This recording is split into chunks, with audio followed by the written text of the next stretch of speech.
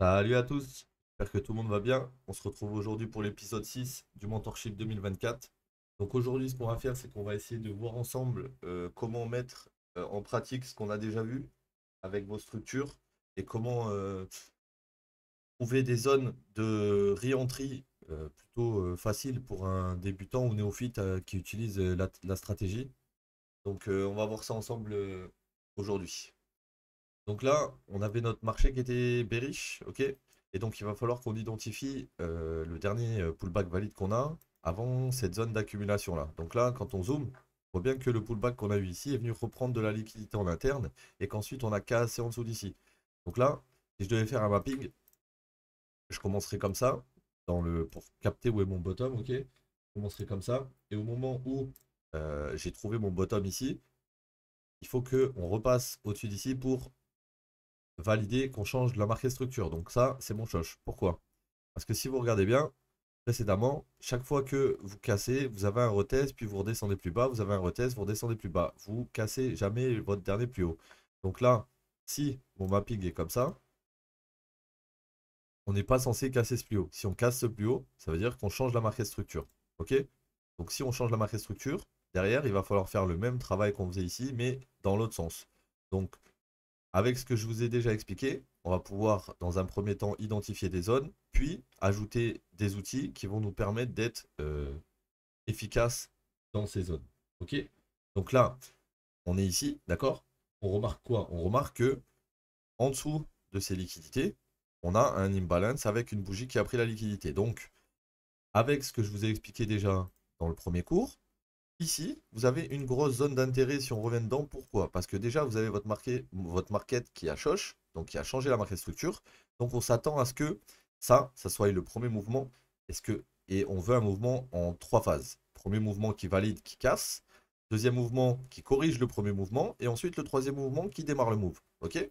Donc là, on a eu notre premier mouvement, on est passé au-dessus du choche. Arrivé au-dessus du choche, on a créé des lots de plus en plus haut. Et là, on les a cassés. Donc, on repasse bearish short term. Ok? Donc quand on passe bearish short term, on va avoir des zones bearish, comme par exemple notre order flow, le dernier mouvement qui est monté, vous voyez bien qu'il n'est pas refil. Et là, vous êtes revenu le refil. Derrière, quand on a été refil ici, si on ne repasse pas au-dessus d'ici, et qu'on voit que les liquidités ou l'imbalance ici n'est pas encore fil à 100%, on va plutôt privilégier, tu vois, d'attendre de voir si on a un shosh dans la zone basse. Donc là, pour le moment, ici, on avait une correction, on a eu un shosh en interne, on est remonté dans la l'API, dans la l'API, on a rejeté. Donc qu'est-ce qu'il faudrait là, maintenant, pour que cette leg soit la leg en gros qui nous fasse partir? Il ne faudrait pas qu'on recrée de plus bas par rapport à lui. Si on crée un plus bas par rapport à lui, ça veut dire qu'on va dip un peu plus bas dans la l'API, donc on imagine que la l'API elle est un peu plus basse comme ça, qu'on l'a pas encore touchée. Si on dip un peu plus bas dans cette POI, on pourra avoir le même type de setup qu'on a eu ici, mais cette fois-ci, il pourrait casser le high. Ok? Donc c'est à ce moment-là que ça pourrait devenir intéressant. Donc, ici, vous avez une belle zone d'accumulation, c'est que vous auriez déjà pu essayer de rentrer avec votre stop en dessous du lot, mais il n'y a rien encore de confirmé puisque ce high n'a pas boss, et donc du coup, ok, on a choche, mais on n'a toujours pas briqué dans notre tendance bullish pour changer la market structure au niveau des grosses structures, quoi. Donc là, le marché descend, il revient ici, dans la POI. Maintenant, ce qu'il nous faudrait, c'est que on repasse au-dessus du high qu'on vient de créer. Donc le high qu'on vient de créer, il est ici. Donc pour valider un boss, il faudrait que je repasse ici. Ok? Donc, dans le marché, il va repasser au-dessus. Je vais devoir identifier quelles sont les zones, comme ici, qui n'ont pas été refill. Ok? Donc c'est comme tout à l'heure, comme dans les cours précédents. Si vous voyez le marché, il commence ici, il monte, il crée de la liquidité ici, on la prend. Ok? Le marché monte, il crée de la liquidité ici, ici, on les prend. Ok? Ensuite, votre marché, il remonte. Et là, on commence à laisser des zones de liquidité qui ne sont pas reprises. Ok? Donc là, nous, ce qu'on veut maintenant, c'est qu'on bosse au-dessus d'ici. À partir du moment où on va bosse au-dessus d'ici, on voit que déjà dans cette zone, c'est la première zone où c'est qu'il faudrait revenir. Pourquoi? Parce que les zones précédentes, on vient de les regarder, elles ont déjà été mitigate. Ok? Cette liquidité a été prise ici, cette liquidité a été prise ici. Donc, si cette liquidité n'a pas été prise et qu'on venait à boss au-dessus, ça serait la zone où c'est qu'on espérerait, entre guillemets, revenir, tu vois, potentiellement. Donc, on attend. Et ce qu'on va faire surtout, c'est que quand vous avez validé une leg qui est déjà revenue et qui a lavé la leg précédente. Vous pouvez à chaque fois mettre une fibo et regarder le palier où c'est que ça a touché. La plupart du temps, on ira entre 61,8 et 78,6. Si vous avez du mal à identifier vos POI, ça peut être aussi un très bon moyen de trouver des niveaux d'entrée très pertinents à partir du moment où votre mapping est juste. Donc, première entrée ici, deuxième entrée ici, et maintenant, il faut qu'on continue à monter. Donc, dans l'idée, si on continue à monter là, où c'est que je vais mettre ma prochaine fibo? Ici. D'accord? Sur le lot qu'on vient de créer et qui a validé le lot précédent. Là, on arrive. Oh, on voit qu'on vient de tout arracher. Ok. Vu qu'on vient de tout arracher, ce qu'on veut, nous, maintenant, c'est que, déjà, on est repassé au-dessus du high, ok? Quand on repasse au-dessus du high, il faut faire attention à quoi? Aux divergences, parce que quand vous passez au-dessus de la leg complète précédente, c'est que vous avez liquidé tout ça. Il n'y a plus personne en short. Et donc maintenant, il va falloir venir casser des mecs en long. Ok? Donc comment on va faire pour retrouver une entrée? Donc là, pour valider une structure, faut pas oublier, il faut qu'on touche au moins 50% de la FIB avant de recréer un boss. Si on dip et qu'on n'arrive pas à aller au 50%, si on casse au-dessus, ça ne sera pas valide. Ça sera pas valide dans le sens, il n'y aura pas de boss. Ok? Un boss intervient uniquement à partir du moment où votre retracement touche les 50% minimum. Minimum. Ok? Minimum. Donc là, on a mis notre Fibo. Si on devait faire un mapping, pour le moment, on serait comme ci, comme ça. Tac. Ici, on a notre high, ok. Ici, on a notre lot actuel. On est redescendu dans la POI bullish. On a rebondi dans la POI bullish. On a été rejeté sur la première POI bearish ici, qui nous a donné ce mouvement. Et depuis, on est revenu dans cette POI. Et comme tu peux voir, le deuxième mouvement, on l'a traversé direct. Ok. Donc, ici, c'est mon plus bas de base. Mais vu qu'il a déjà été remitigate ici et remitigate ici, on va se mettre à partir d'ici. C'est bien d'ici qu'on a mis notre Fibo. D'accord? Vu que là, on a validé notre top, on est repassé sous la div. On va valider notre premier top. Ok? Et là, maintenant, on va se dire que chaque fois que le marché va revenir dans la zone des 61,8, 78,6, je vais regarder pour rentrer en trade, mais de la façon dont je vais vous montrer. Donc là, vous avez votre marché qui descend doucement. Ok? Là, vous venez de toucher les 50%. Donc à partir de maintenant, il faut faire très attention au dernier plus bas qui a été créé ici, le plus haut. Tu vois? Et on regarde ce qui se passe. Là, tu vois bien que le dernier plus bas qu'on a créé le plus haut, on est redescendu plus bas sans même aller chercher ce plus haut. Donc, il n'y avait pas de changement de market structure. OK? Sur les 50%. Maintenant, on va essayer de décaler sur les 61,8. Au 61,8, on a le même principe. Vous voyez bien qu'ici, on a, comme ici, une div. On essaie de repasser au-dessus de la div qui est ici et on n'y arrive pas. OK? Donc là, maintenant, on a la même chose. Ici, on va avoir une espèce de div. Et cette div, quand on va casser au-dessus d'ici, ben là, ça va être intéressant de rentrer. D'accord? Si on ne casse pas au-dessus d'ici, on va attendre d'aller chercher potentiellement les liquidités en dessous. Ok les gars? Ça c'est comme ça que ça marche. Mais quand vous êtes au 61,8 ou au 50% ou au 78,6 et qu'on n'a pas encore pris toute la liquidité, des fois il faut faire attention parce qu'on ne va pas chercher tout directement. On peut avoir un rebond dans cette zone. Donc si jamais le marché revenait à repasser au-dessus de ce high, ok, on rentrera en longue et notre objectif, ce serait d'aller chercher le précédent plus haut. Donc là, votre marché a cassé au-dessus de la div, vous avez eu votre entrée sur le retest, votre stop est potentiellement sous slow, le marché repart et il casse votre nouvelle structure ici, bullish. Ok? Jusque-là, je pense que vous arrivez à suivre. Ensuite, on a validé notre plus bas ici. Ok.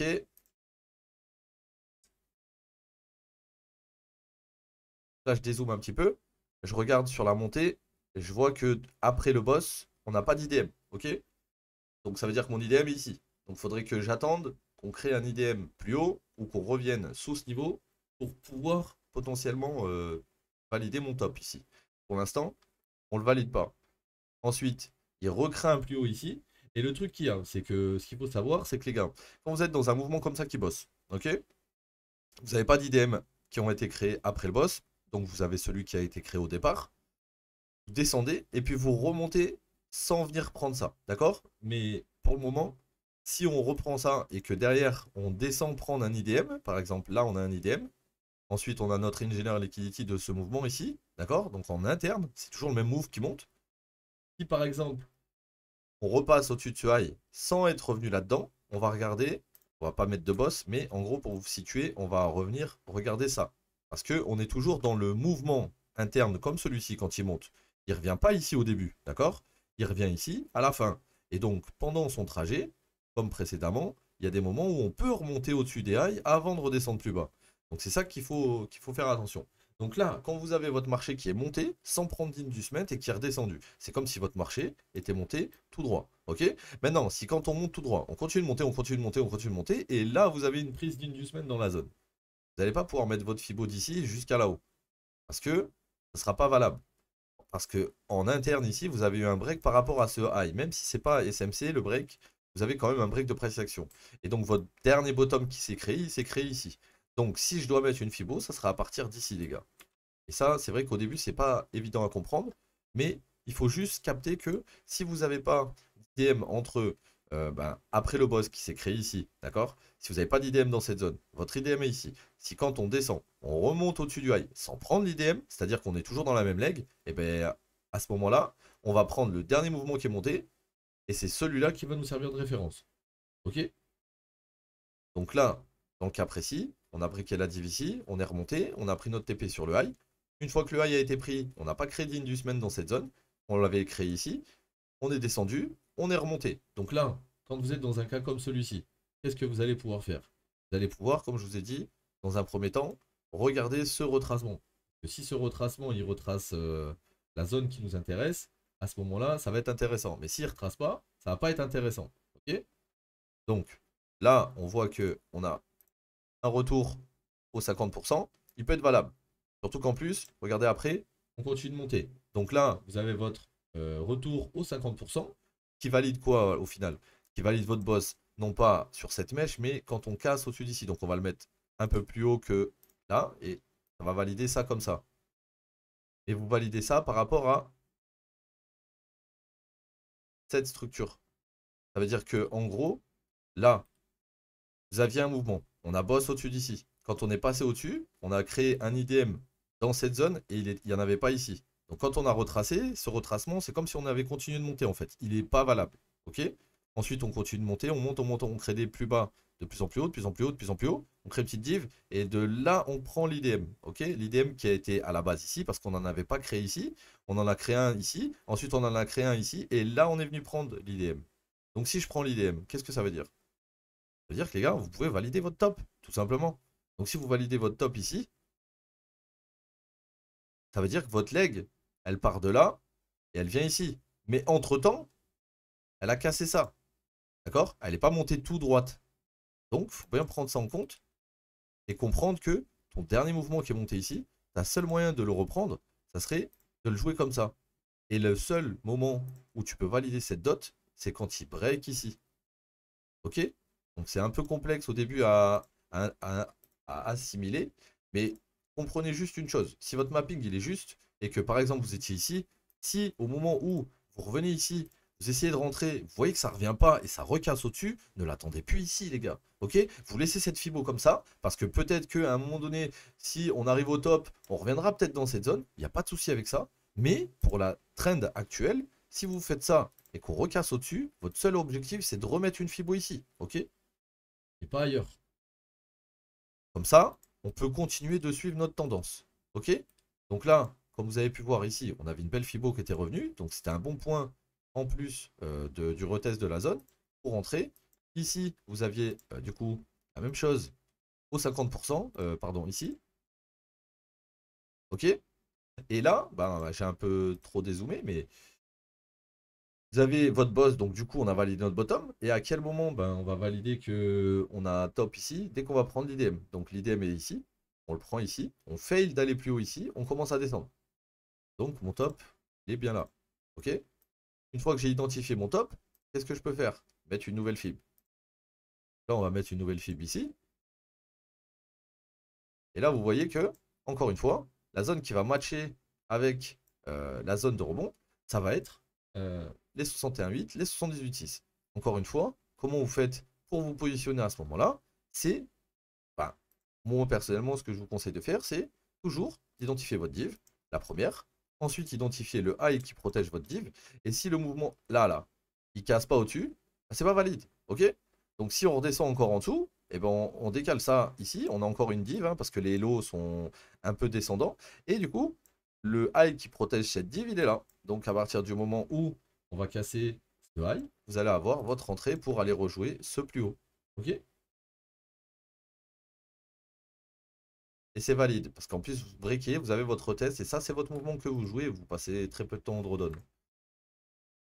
Sur un mouvement Forex qui fait en plus ouais, plus de 160 pips, donc ouais. C'est quand même du bon boulot. Donc là, ici, vous aviez votre boss, il est valide. Une fois que... Alors attendez, hop. Avec... Ah mince, c'est parce qu'en fait, je suis en train de me servir de la ligne de ma fib et pas du... Ok. Donc là, on a validé notre boss. Donc là, qu'est-ce qu'on fait? On valide notre lot. Ok. Une fois qu'on a validé ce lot, qu'est-ce qu'on peut faire? Ben, j'ai décalé cette fille pour pas qu'elle nous gêne. Mais en gros, une fois que vous avez trouvé votre nouveau plus bas, ben, vous pouvez directement commencer à mettre votre nouvelle fibo et attendre de voir si on revient dedans. Ok? Donc, hop. Déjà, on va identifier la zone qui nous intéresse. Ça serait toute cette zone, hein. Vraiment toute la zone ici. Et potentiellement, le gros order flow qui est ici, hein, il pourrait nous aider de fou. Il est où? Mon carré. Là. Celui-là. Order flow là au début du mouvement avec le gros imbalance, c'est très valable. Ok, ici en plus on avait une POI, pareil, elle a été mitigate, on est remonté au-dessus, puis on est redescendu en dessous, on vient d'égaliser la liquidité d'ici. Pour moi, on doit venir shifter ça et on doit revenir dans cet imbalance. Et pour fill cet imbalance à 100%, il faudrait revenir dans cette zone. Si maintenant je rajoute une Fibo à ce mouvement, 78,6, ça serait la zone où je serais intéressé. Pourquoi? Parce que les 61,8 sont trop collés avec les mèches ici. Donc si on veut mècher en dessous, prendre des liquidités, sachant on s'est arrêté ici, on s'est arrêté ici et ici, il y a certainement beaucoup de stops sur cette zone. Et donc si on vient deep là-dedans, à un moment donné, ça risque de prendre les stop loss assez sévèrement et du coup de créer des mèches assez violentes. Donc dans ces cas de figure, le dernier order flow, là, ça serait une zone très propre pour pouvoir en rentrer. Sachant que ton order flow, il est ici, mais que ta dernière liquidité est là, on peut très bien aussi revenir à peine en dessous des 61,8 et repartir direct. Hein. D'accord? Et c'est comme ça que ça marche. Maintenant, si on s'arrête au 61,8, 50%, mais qu'on casse pas ici, on attend cette zone. Donc là, on vient de recasser ici. On vient de recasser ici. Donc, vous avez encore un nouveau boss. Donc là, comment on aurait pu faire pour rentrer? Ici, vous avez 61,8. Vous avez un pullback qui revient remitigate ce qui a été cassé ici. Ok? Une fois que ça a été cassé, vous avez votre dernière leg qui descend. Et encore une fois, sur cette dernière leg qui descend, vous avez une divergence ici. Si vous cassez ce plus haut, c'est votre entrée avec le retest. Et là, oup, partez directement sur le high. Ok? Donc, on va valider notre boss.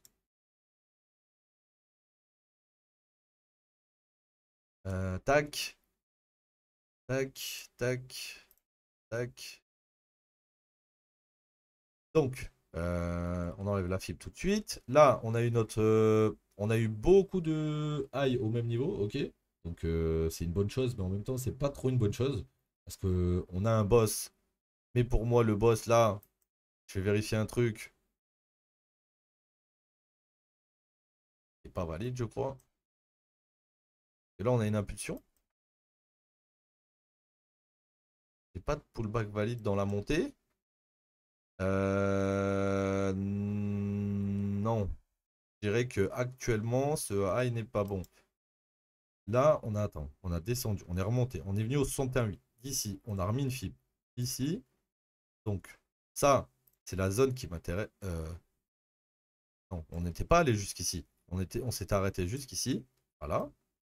Et là, c'était la zone qui m'intéressait. Si quand on revient dans cette zone, on a un rebond, donc un retest ici, et on part, ici, c'est très bon. On a un high qui se valide. Ici. Précédemment, on a notre high ici. À partir du moment où on bottom ici, on prend la div, on valide le bottom ici.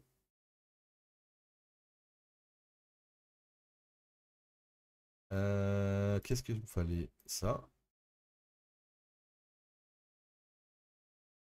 Là, vous avez votre test, on va plus haut.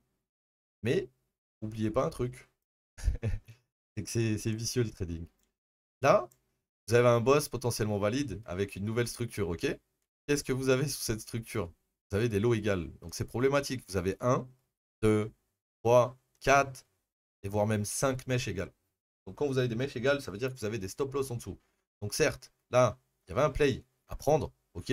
Mais si j'ai joué ce play et que j'ai TP au-dessus de ce plus haut, d'accord, il faut vraiment, moi, hein, le prochain long, je ne veux pas l'ouvrir tant qu'il ne vient pas dans cette grosse zone là. Parce que c'est dans cette grosse zone qu'il y a les stop loss. Donc à un moment donné, on va devoir, même si on refait un high, on va devoir redescendre dans cette zone. Là, on a eu une première descente. On a pris les liquidités. Et regardez, on a eu une break de div court terme ici. On est revenu sûrement dans la liquidité interne. Ouais, tu vois, liquidité interne ici aussi. Et on est redescendu encore. Donc, au final, on a créé un gros range au début, entre ce point et ce point. Quand on est revenu sur le premier, regardez, ici, on a validé les 50%. Ensuite, si on se mettait comme ça, on aurait validé ce high. Et du coup, ben, là, les Fibos, tu vois bien que quand on revient dedans, on va jusqu'en bas de la Fibo, ça ne matche plus très bien. Donc, selon moi, ça a bien un boss qui intervient ici. Mais le retracement qui ne vient pas prendre l'IDM, au final, nous amène à créer ce nouveau plus haut ici. Donc, on transfère cette bulle. Et le boss intervient que quand on prendra ce high. Et moi, c'est comme ça que je vois le truc là. Parce qu'on a eu une entrée ici. Mais cette entrée, elle était revenue au 61,8. Mais il n'y avait pas d'IDM en fait. Et pas d'IDM. C'est-à-dire qu'on a fait une leg qui est descendue en zigzag, mais au final, pour le marché, elle descend tout droit. Et là, on est repassé au-dessus. Ça veut dire que mon IDM, en gros, qui a été créé, il est ici, à la racine du move. Et l'engineer liquidity tout en bas. Et quand on est revenu dedans, tout en bas, là, on a créé le même setup que tout à l'heure. On a cassé une première fois, on est redescendu, créé la div, cassé au-dessus de la div. Et on est reparti faire un plus haut. Donc vous allez avoir des zones comme celle-ci, quand vous arrivez, regardez, là c'est une impulsive, ça monte, c'est parfait. Quand on commence à arriver au top, on va commencer à range. C'est là où vous allez commencer à avoir des difficultés pour votre mapping, parce que le mapping, il est fait pour être utilisé en impulsif et pas en range. En range, vous avez d'autres techniques de trading. Mais pour mapper en range, c'est pas le top. Ce qui est important à regarder quand vous êtes dans un range, c'est les liquidités, ok? Les liquidités, c'est très important. Par exemple, au-dessus d'ici et en dessous d'ici, c'était les deux zones intéressantes. Sachant qu'on est bullish, cette zone, elle n'est pas valable. Elle est valable au-dessus du high, ok? Toujours. Dans le sens de ta tendance. Si ta tendance, elle est bullish, tu rentres ici, ton objectif, c'est d'aller chasser le high. Donc la POI, elle n'est pas avant le high, elle est au-dessus du high, ok? Toujours. Comme par exemple pour ici, la POI au-dessus du high, etc. Des fois, on va aller beaucoup plus haut que la POI. Des fois, on va s'arrêter à peine au-dessus et on va redescendre. Donc, ici, comme on a eu notre break du coup au-dessus d'ici, ça veut dire qu'on peut valider notre nouveau plus bas dans cette zone, il a été refill, donc ici et ici. Ensuite, une fois qu'on a fait ça, si jamais on commence à casser sous cette zone-là, donc on va dire que c'est lui le plus bas du coup, si on commence à casser sous cette zone, on va changer la marquée structure, ok? Parce que si vous changez la marquée structure de sens, si vous passez sous votre bulle, qu'est-ce qui se passe? On change la marquée structure, les gars. Vu qu'on va changer la marquée structure, ici, qu'est-ce qu'il faut qu'on identifie, les mecs? Il faut qu'on identifie où est notre dernière liquidité au top et où est-ce qu'on va pouvoir placer notre fibre. Donc on peut avoir deux zones. On va avoir notre zone de fibre, qui peut être intéressante si on a des divs qui se créent là-dedans. Et aussi notre top, pourquoi? Parce que c'est ici qu'on a les dernières liquidités. Donc si on vient mécher là-dedans avant de redescendre, ça pourrait être votre play ultime avec l'entrée ultime. Maintenant, regarde ce qu'il a fait. On choge qu'à partir d'ici, ok. Après avoir choge, on crée un IDM par là, puis par là, on revient prendre l'IDM, ok. Donc on revient dans la zone de POI, on redescend, on ne crée pas de nouveau plus bas, continue de monter, et là vous êtes actuellement ici. Donc il vous reste encore cette grosse liquidité à venir prendre, ok. Une fois que cette liquidité va être prise, vous allez rentrer potentiellement dans cette box très prochainement, et là, si vous n'arrivez pas à repasser au-dessus de ce high, vous allez être en position, enfin en zone de short sur le GBP USD qui va être très puissante parce que vous venez d'avoir votre choche ici. Et si jamais on repasse pas au-dessus du high là, eh bien, on va recasser dans cette zone. Et dans cette zone, pareil que quand on est bullish, on attend la div et dès qu'elle casse, on prend le retest et ça descend. Là, on a eu une div, elle a cassé ici, on a eu le retest ici, on est redescendu ici. On n'a pas réussi à prendre de l'eau, du coup la continuité du move continue. Et là, si admettons on a la même chose ici, une div, et qu'elle break, vous prenez le retest, Si vous shortez le retest dans cette zone, votre objectif, si on ne prend pas ce plus bas, c'est de TP votre trade, ok? Parce que dans tous les cas, dès qu'on va passer sous cette liquidité, on va rentrer dans une POI ici, comme précédemment ici, comme précédemment ici. Et si cette leg interne, elle casse pas, ben on peut pas aller plus bas dans les médias, ok? Donc c'est ça qu'il faut bien comprendre. Donc à voir quand vous serez dans la POI ce qu'il va faire, mais n'hésitez surtout pas à poncer votre mapping de façon à que vos fibos, chaque fois que vous les tirez, soient justes. Ok? C'est très important. Parce que à partir du moment où votre mapping, vous l'aurez compris, et qui sera juste la plupart du temps, toutes vos fibos seront justes. Et à chaque fois que une fibo potentiellement va casser vers le bas, ça sera un changement de marqué structure en fait. Ok? Là, j'avais une entrée, une deuxième entrée, une troisième entrée, une quatrième entrée, et là, crac, ça a cassé. Ok? Donc ça veut dire que j'ai pu jouer combien de trades là-dedans? 1, 2, 3, 4. Et le cinquième, j'aurais voulu prendre par exemple dans cette zone, j'ai pris et je me fais SL. C'est-à-dire 5 wins, une loss. Ok? Une fois que j'ai pris ma loss, je fais l'inverse. Je mets la fibo inversée et j'attends qu'on mène là-dedans. Dès que ça casse, je fais la même chose. Je descends. Si là on casse, on descend jusqu'à ce plus bas. C'est l'objectif. Il faut qu'on aille reboss vers le bas. Et une fois qu'on aura boss, et bon, on refera un pullback pour remonter dans le haut de cette leg qui est en train de se finir là. Et ainsi de suite. Ok les gars? Donc cette vidéo elle était un peu plus longue que d'habitude parce qu'il y avait pas mal d'explications à faire sur le graphique en temps réel. J'espère que ben, elle vous aura aidé un peu. N'hésitez pas à la regarder plusieurs fois parce qu'il y a vraiment beaucoup d'informations importantes dans cette vidéo. Donc je compte sur vous pour bien la regarder, bien la comprendre, pour ensuite l'appliquer du mieux que vous pouvez. Pour ce les mecs, c'était Mimstars. On se voit ce soir à partir de 20 h sur Twitch en live. Prenez soin de vous. Tous mes liens sont dans la description. N'hésitez pas à les checker. On se voit ce soir en live. Prenez soin de vous, l'équipe. Ciao tout le monde.